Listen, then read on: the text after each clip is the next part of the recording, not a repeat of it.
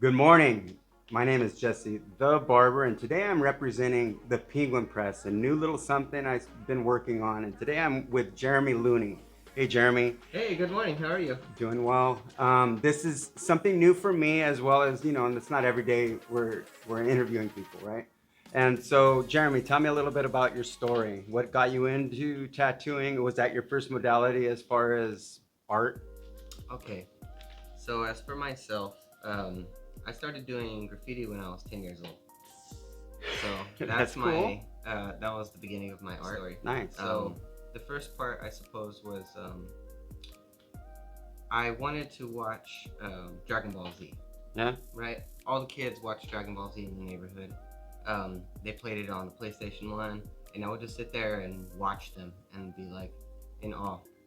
And I wanted to be like all the other kids. We didn't have cable, we didn't have a lot of those things. And so, what I ended up doing was going home and recreating the characters. So go into that a little bit deeper after the tagging of the fence and all that stuff. Go ahead. Yeah, so from then, I just started doing graffiti until I was about 18 years old. But it just opened me up to so many different art forms.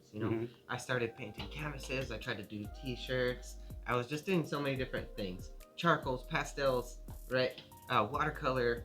I just wanted to try all these different things because it was fascinating to me. It blew my mind to see like that you could do other things than just like what people tell you to do. Right.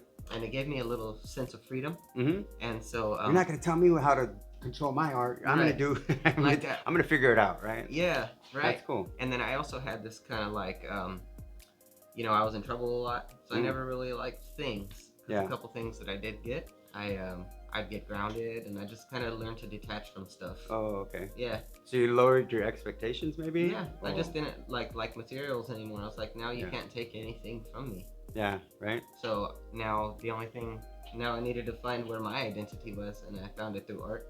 And so, fast forward, I was about 18 years old. My dad, he has polycystic kidney disease. It's something that he's had, and he needed to get a transplant. And my mom was able to give him a kidney. She was a match, and thank God for that.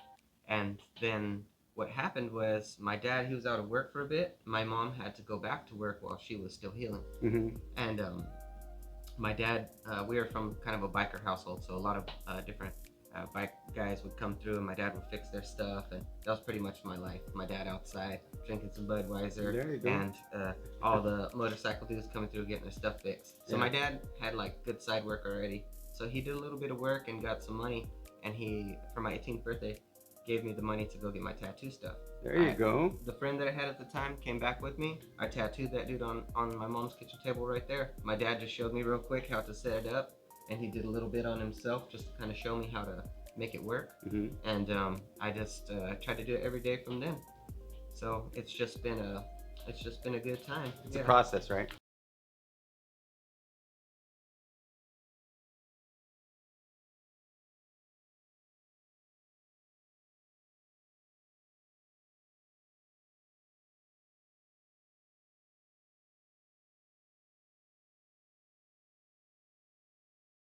Yeah.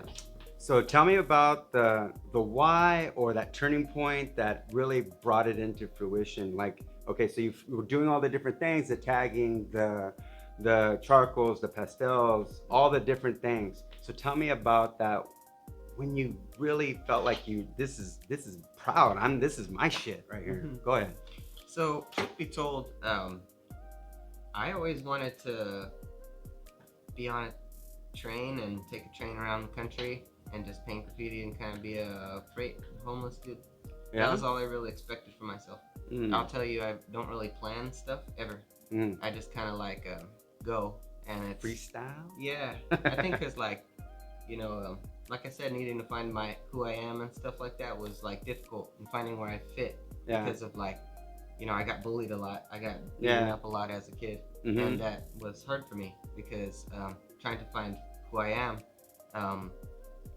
I needed to be free, kind of vagabond style, And so tell me about the moment where you found this is it. This is this is my modality. This is my my medium.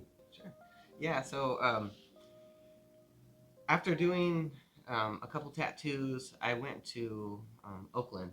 I was there for maybe about 6 months after I started tattooing. I moved to Oakland, and I was doing a tattoo on my friend in my apartment, and this guy walked by at like 1 in the morning. He was my new neighbor, and he like yelled through the window, "Hey, you do tattoos?" Because I was on the busy street and I had my window open. And I ended up making good friends with this guy, and I tattooed him a whole bunch. And I was just tattooing in my apartment at the time. This guy worked for a store in the mall, a shoe store. He was a salesman. This guy walked up to him and says, "Hey, I like your tattoos." He goes, "Hey, we're hiring. The guy who did your tattoos, bring him on by." Oh, nice. And so my friend told me. I went that day. It was in East Oakland, and I got my first job at a tattoo shop that day. Crazy thing, they fired the guy who referred me to come in right there on the spot because he had been stealing. So he found his own replacement, and I moved into his station as he was moving out. So I had to talk to him as I was moving my stuff in and like be cordial with this guy. It's a little awkward. It was very awkward. But for me, that already pushed me kind of like, whoa, this business is crazy. Yeah. And the kind of clientele that I had over there was really wild. Yeah. There's a whole big backstory on that. Yeah. But you know, from there, I think that really like gave me a sense of like whoa, I'm doing something independent that's me. And you know, like this is all Jeremy, not like in graffiti I had to kind of be something else, somebody else, you know. And I was like kind of maybe even making that a shield, you know. But now like I am who I say I am, right? You know, I love it. I have a tattoo that says I am, and inside of it has I'm not gonna show it right now. I gotta work on the stomach. And I totally resonate with that. So earlier on, Jeremy shared that he wanted to limit the things that he had because people can take them away, right? So sometimes our self-worth and being bullied and all these outside things can really affect our interior living. But the only thing I can really control in myself, I'm not saying anybody else, would be my thinking and feeling, right? And so I say who I am. Today I am beautiful. I've done some bad things, right? So I've done unkind things. I've done, if somebody were to call me an asshole, I've been an asshole, right? But today that's no longer who the person I choose to be.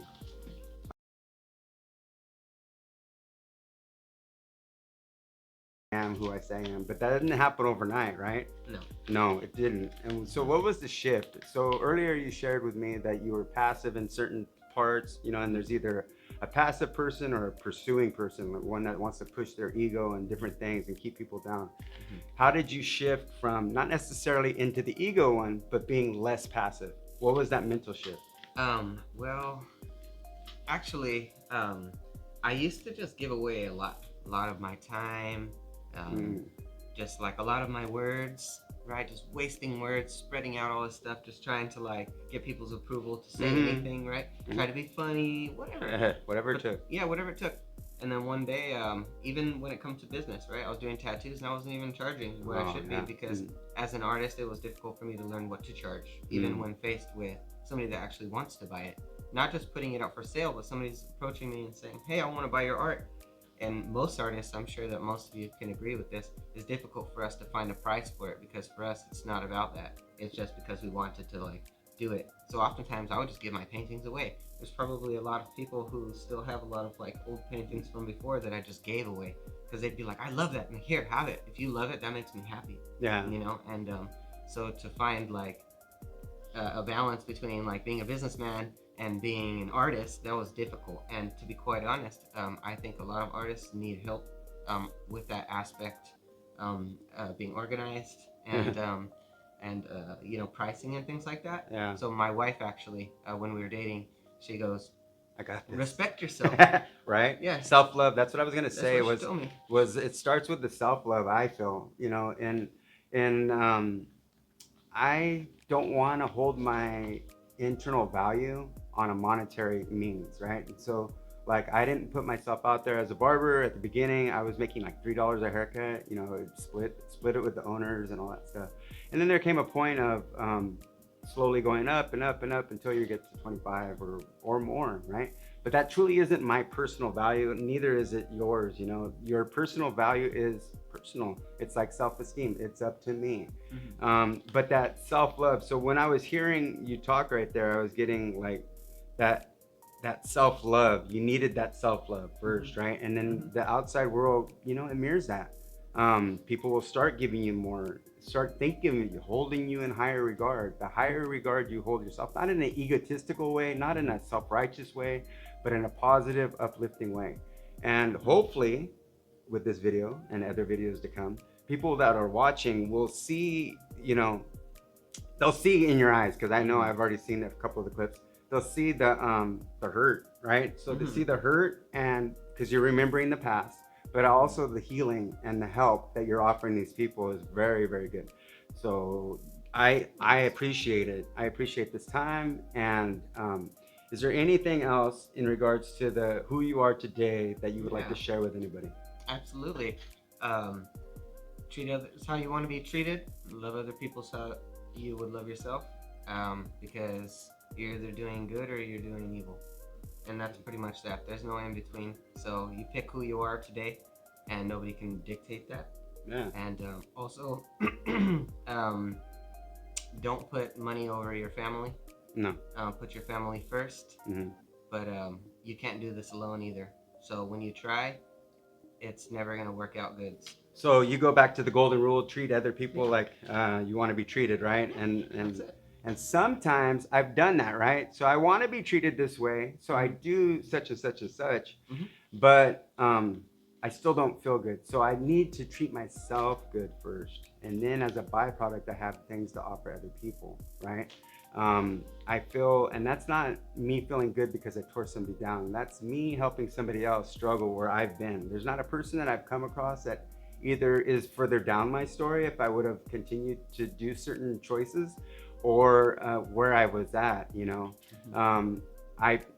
be vulnerable and to share, I've been homeless for like 5 years, in my sobriety challenge or opportunity.